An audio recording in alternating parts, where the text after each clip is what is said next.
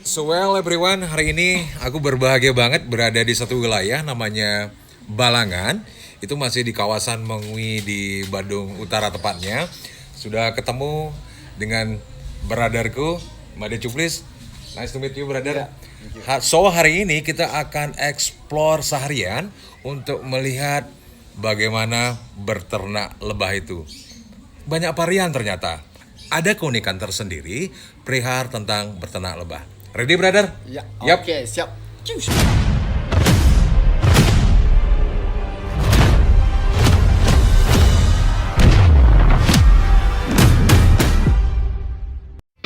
Yup everyone, welcome back to my channel. Apa kabar kamu di hari ini? Tentunya stay bright, stay happiness. Selalu sehat buat kamu semuanya. Seperti clue aku di awal, hari ini aku akan bertemu temanku Made Cuplis, seorang peternak lebah. Ini namanya air mata pengantin atau disingkat dengan AMP, yang bunga yang paling disenangi sama lebah. Karena di sini bunganya ini nggak pernah ada non-stopnya, nggak ada musimnya sama sekali. Jadi dia terus dengan bunga itu banyak. Bahkan utamanya lebah tuh ada di lingkungan di sekitar apa yang ada di sekitarnya, lingkungan yang mempengaruhi. Kita ini sebagai penunjang. Semakin banyak ada bunga, Semakin madunya banyak. semakin banyak. Si. Dengan peternakan yang tertata rapi, adem, sejuk banget, membuatku tambah betah di sini. Dan ternyata banyak hal yang baru yang aku bisa pelajari di hari ini tentang lebah.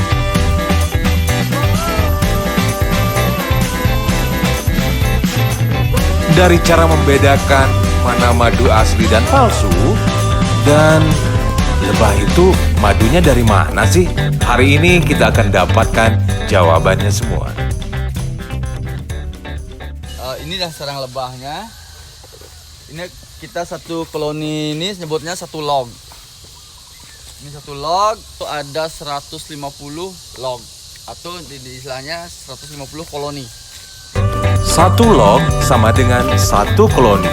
Jadi satu koloni itu terdiri dari satu ratu. Dari atas sampai bawah ini, kalau kita buka sini, ini atapnya fungsinya biar untuk topping, biar nggak kepanasan. Kalau kepanasan itu propolis biasanya mencair. Propolis itu terbuat dari getah. Kalau getah kena panas pasti dia akan meleleh. Makanya itu fungsinya ada atap. Terus kalau kita buka, di atas ini namanya topping, ini khusus untuk madu. Dan yang ke bawah lagi, satu log kayu ini di dalamnya itu mereka khusus produksi telur, tempat ratunya sendiri.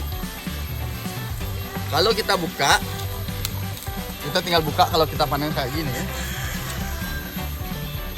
Jadi pas kalau kita panen, kita nggak ada mengganggu namanya produksi telur atau ratu. Kalau kalian tinggal buka, ini agak lengket karena dari propolis atau getah. Ini fungsinya biar predator yang di luar tuh nggak ada yang bisa masuk. Makanya mereka untuk proteksi diri itu dari getah. Kalian bisa lihat kayak gini. Ini semua berbeda dengan yang lebah biasa. Kalau lebah biasa dia kayak frame berbentuk sisiran. Kalau yang di trigona kita namanya pot madu. Ini namanya pot atau kendi-kendi madu. Ini lubang-lubangnya ini dia dibuat dan belum diisi madu. Dan kalau udah ada madunya mereka tutup kayak gini. Tutup full untuk fermentasi dan pematangan madu.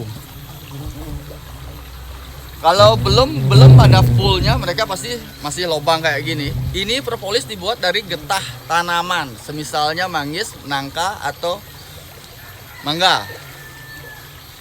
Dan propolis ini bisa diolah menjadi minyak propolis. Dan kalau kita panen, kita lobangin baru kita sedot. Oke, nanti kita akan tunjukin cara panennya sendiri. Oke. Lebah itu keren loh. Ada ratunya, ada prajuritnya, ada pelayan yang memberi ratu makan. Wah, hampir mirip dengan satu kerajaan. Bayanganku, karena ratu, dia pasti seorang perempuan. Kata Made pun, ratu nggak boleh stres. Lebah kita dibagi ada dua. Lebah sengat yang menyengat, biasanya ada racun di ekornya, itu namanya lebah sengat. Dan kalau kita disengat kita bisa bengkak. Dan yang kedua, lebah tanpa sengat atau yang sering dibilang stingless bee, atau bahasa Indonesianya trigona. Tapi tiap daerah punya namanya sendiri-sendiri.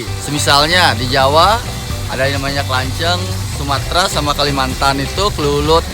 Semuanya tiap daerah punya nama-nama. Kalau untuk di Bali, khususnya di Bali, kalau untuk stingless bee ini namanya klo-klo. Klo-klo ini madunya itu tekstur, warna dan rasa semua berbeda dengan madu lebah pada umumnya atau istilahnya lebah sengat. Kalau lebah sengat itu manis, kalau yang madu untuk trigona atau madu klo ini dia mengikuti lingkungan dan musim bunga itu sendiri. Kadang warnanya kuning, ada warnanya merah, dan kadang ada hitam. Dan tergantung rasa kadang asam manis, kadang manis, kadang asam pahit, kadang manis pahit. Jadi rasa itu tiap panen itu kita berbeda-beda. Tuh kan, alam sudah mengatur siklusnya, termasuk apa yang dihasilkan oleh bumi ini. Dan ternyata, semua tergantung alam. Tergantung pada musim bunga pada saat kita panen itu. Nah, untuk stingless bee, untuk trigona itu ada ratusan macam di Indonesia. Kebetulan di peternakan ini saya cuma ada fokus di satu jenis saja, yang namanya Heterotrigona itama. Kebetulan ini yang paling unggul untuk sementara. Kenapa saya milih untuk memelihara itama daripada yang lebah lain? Pertama, proses panennya itu enak, kita tinggal setot aja. Dibandingkan dengan yang lain kita harus memeras. Jadi kalau memeras itu kadang-kadang lebahnya tuh ratu stres. Tapi kalau untuk trigona itama ini kita pakai sedot untuk mengurangi stres. Dan yang kedua, mempercepat dari produksi, karena kita untuk propolisnya itu kita nggak ambil, karena kita hanya melobangkan di atasnya, jadi propolisnya itu masih tetap dia. Kalian pasti nanya kan? Karena aku juga nanya, gimana sih cara bedain madu asli sama palsu itu? Nah, menurut Made Cuplis, yang bisa dilakukan untuk memastikan asli atau palsu itu hanya dua. Yang pertama, tes lab. Yang kedua adalah dengan lidah perasa. Jadi, bagi mereka yang udah terbiasa dengan meminum madu, pasti tahu asli atau palsunya. Untuk habitatnya sebenarnya itu ada di Sumatera sama di Kalimantan. Dengan lingkungan di Bali ini, syukurlah mereka cocok. Madu adalah herbal. Kalian pasti nanya kan kenapa herbal? Karena madu itu berasal dari tanaman. Jadi sari bunga atau nektar diambil oleh lebah lalu dimuntahkan. Lebahnya lebih jinak, yang lain galak.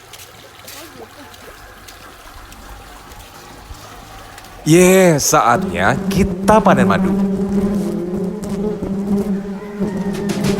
Panen itu tidak mesti menunggu waktu tertentu. Jadi kapanpun, jikalau memang sudah ada madunya, artinya siap untuk dipanen. Yang dihasilkan lebah itu ada tiga. Pertama itu propolis yang paling pertama. Kayak ini.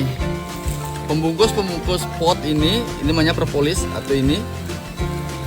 Ini bahannya dari getah, namanya propolis. Yang kedua madu.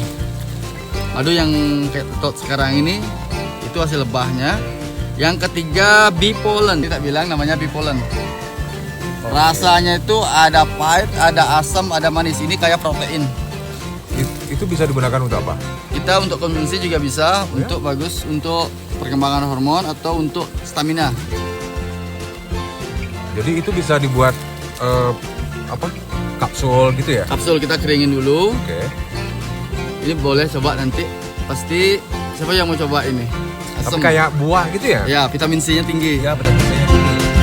Tapi kalau peternak jarang yang ngambil pollennya karena itu untuk pakan anak yang baru lahir. Oh gitu. Anak yang baru menetas. Nah, sekarang aku baru tahu apa bedanya di pollen, ada propolis, royal jelly, dan madu itu sendiri.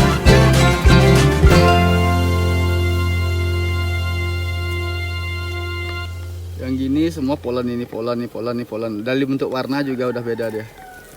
Biar kita belum buka, ini pasti udah pollen ini. Pollen. Kalau yang bentuk yang bening ini madu.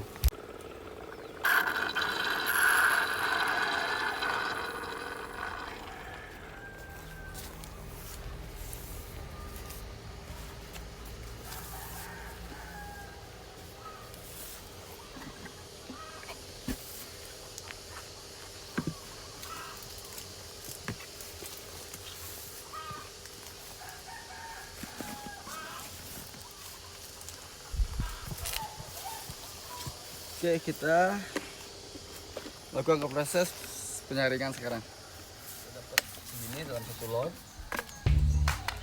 Prosesnya sangat simpel sekali. Kita tinggal melakukan gini langsung masuk ke botol.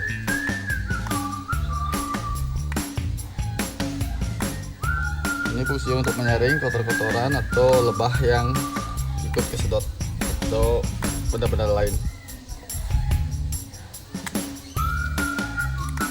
Langsung masuknya kita nggak ada pengolahan lain.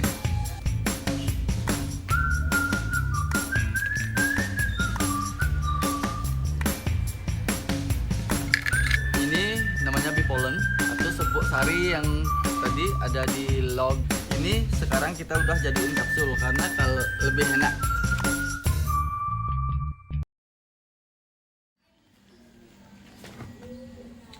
Kita hendaknya jangan menyerah dengan keadaan. Kita bisa bangkit, lakukan sesuatu yang bisa menghasilkan daripada Anda diam. Dia kayaknya nggak bisa menghasilkan apa-apa, mending baik bergerak. Karena ada dua pilihan. Kalau Anda bergerak, kalian bisa melakukan sesuatu dan bisa menghasilkan daripada Anda diam dan menyerah dengan keadaan. Hasilnya pasti mengikuti di belakangnya. Pokoknya jangan menyerah dengan keadaan, bangkit. So well everyone, thanks for watching my channel. Apapun situasimu saat ini, happiness is yours. Selalu sehat, tetap berkarya. I love you all and bye-bye.